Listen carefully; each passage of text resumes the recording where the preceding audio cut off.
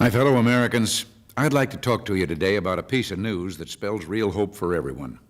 I'm talking about the economic war we're waging together and winning against enemy number one, inflation. Memories fade quickly. Only a short time ago, we were told double-digit inflation was here to stay for the rest of this decade. At one point in 1980, inflation was zooming at an annual rate of 18%. I'll always remember traveling this country and seeing how many people were frightened that our way of life was slipping away from us. And indeed, between 1978 and 1980, the buying power of the average weekly paycheck declined almost 9%. Putting food on the table, keeping families warm and healthy, filling our cars with gas, and for our elders preserving the value of pensions, all these things were getting harder and harder to do. I remember visiting one store in Lima, Ohio in October 1980. It was Clyde Evans Grocery. I used a survey by Ohio State University and showed how inflation was robbing families of their purchasing power.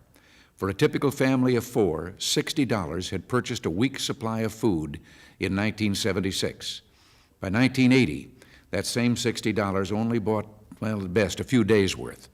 And by 1984, if there was no improvement in inflation, elderly Americans on fixed incomes would literally have gone hungry. That was the desperate situation we faced when our administration took over in January of 1981. And that's why we've had to make some tough, even unpopular decisions to get runaway spending under control. As I mentioned a moment ago, we're winning the war the experts said was hopeless. In these less than 2 years, inflation has been cut more than in half, down to 5.1% so far this year. I know this isn't easy for people to see. You go in to buy and the price is higher than it was the last time. But it hasn't gone up as much as it did in each of those last few years. That's why, for the first time in quite a while, real after-tax income is increasing. Your paycheck buys more than it did.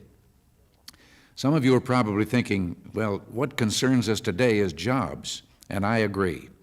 We have a bill in the Congress which will provide job training for 1 million unemployed people or more per year for permanent jobs in the private sector. This legislation is needed, but it's only a partial remedy. Let's remember why unemployment has been gaining on us, averaging over 7% since 1976. Rising inflation pushed up interest rates in the late 1970s, and together they hit us like a 1-2 punch, sending shock waves through the economy. It became more difficult for families to get home mortgages, for consumers to carry auto loans, for firms to modernize their machines and keep their product prices competitive. To make matters worse, as high inflation and interest rates were crippling the economy's ability to provide jobs, they were forcing more families to seek a second income. Well, this all came home to roost in 1980, when inflation reached double digits for the second straight year, and interest rates soared to 21.5%, their highest peak in more than a century. Again, that's the mess we inherited. I don't believe that it follows that those who took us to the edge of economic Armageddon are automatically best qualified to lecture us now on the most fair, effective way to end the crisis. And when those same individuals charge our administration fights inflation by putting people out of work, I say they're exploiting helpless people for their own political gain. It's the most cynical form of demagoguery. How does making people able to buy more cause some other people to lose their jobs? Creating more jobs requires getting interest rates down further and keeping them down. And that can only come from continued progress against inflation. We've beaten down those 21.5% interest rates to 13.5%, and we can and must do better. But if the public senses we're giving up the fight against inflation, those who lend money will demand higher interest rates, and we'll be right back in the soup with even higher unemployment. There's only one major cause of our economic problems: government spending more than it takes in and sending you the bill.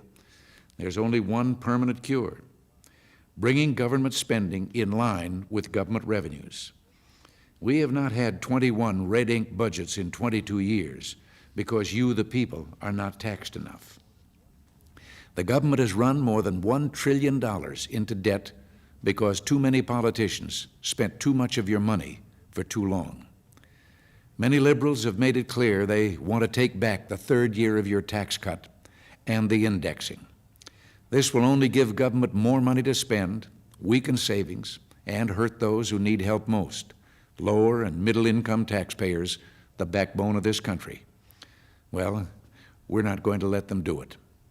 We need less spending. So far, I have not received for my signature one appropriations bill for the fiscal year that begins this coming Friday. The leadership in the House is also sitting on an historic measure already approved by the Senate and supported by 80% of the public, a constitutional amendment requiring balanced budgets. This amendment offers us our best chance of getting control of runaway spending. It's tragic at this late date that those who controlled the Congress for so long and spent us to the brink of bankruptcy are still playing politics with these problems and the suffering they caused. Believe me, it's time they realize that much more than an off-year election is at stake. Until next week, thanks for listening, and God bless you.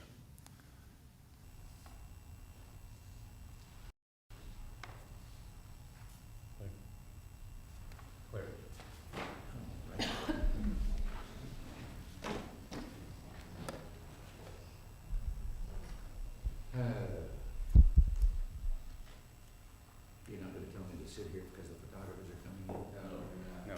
They're not today? They'll get you the candlelight. They're what? They'll get you, we light the candle over there, so they're not. Oh. coming.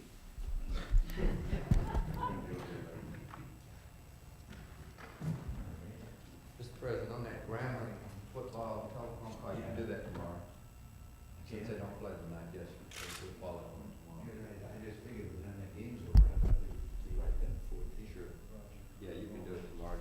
We've got numbers for the coach. Oh, all right. We'll call him at home then.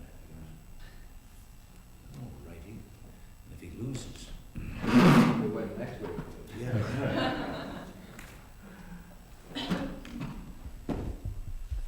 When he's playing the local high school. That's right. All right. Well, Okay, thank you, Mr. President. thank you all very much. Nice to see you. Thank you, sir.